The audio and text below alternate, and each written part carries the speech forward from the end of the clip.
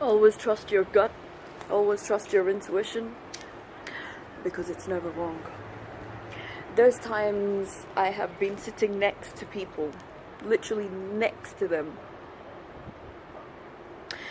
and I've already worked out there's something seriously wrong with this person. Sometimes it doesn't come to me straight away what's off with the person, but I feel extremely uncomfortable sitting with that person. And it's because of what they're emanating, their energies, not so much are just not in harmony with me, they're not in harmony in general. And a prime example is always when I attend events and I meet different people. And sometimes the spirits make it a point to point something out the person says that I might be thinking, and I'm like, oh.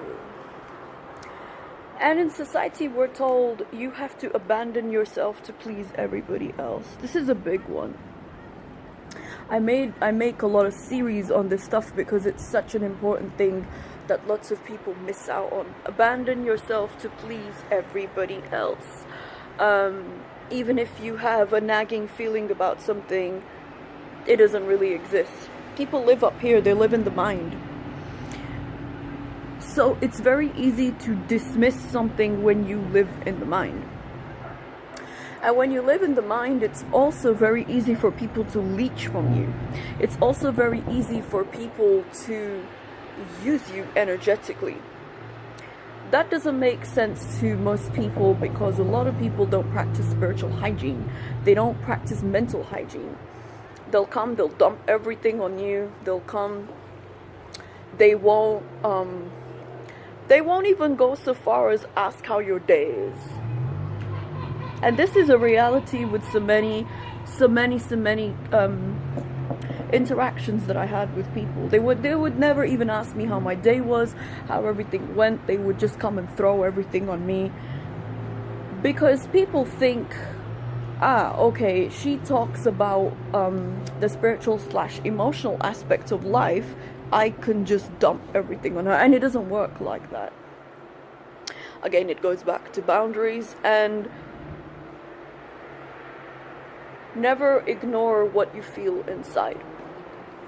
If there's something that nags at you consistently, you can't ignore what you feel inside. Lots of people ignore what they feel inside because, number one, they're trained to ignore what they feel inside. They're trained for it. Number two is they don't want to lose people in their life.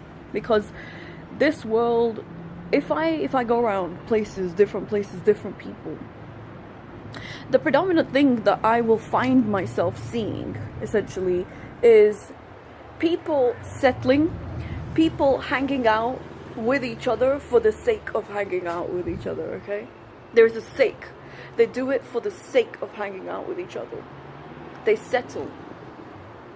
A lot of, I'll give an example, a lot of women, they say they want to get married, but they're settling, right? So they're hanging, guys, unsuitable, incorrect men are hanging the carrot. Settling. Ask yourself, where am I settling in my life?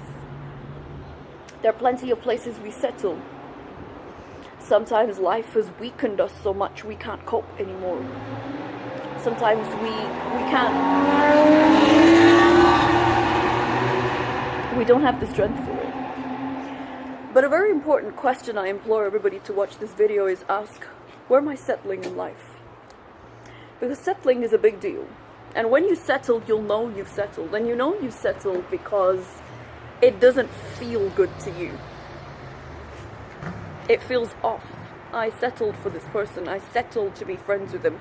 I settled to marry them. I settled this. You'll know it. In the pit of your soul, you'll know when you've settled. I've always known it. And when I settled for something, it bit me in the ass far worse than if I just said, I'm good. I don't want it. I'm fine. It may look good in the long run. Sorry, in the short run, but no, it's not good for me in the long run. Message, key message, moral of the story, don't settle.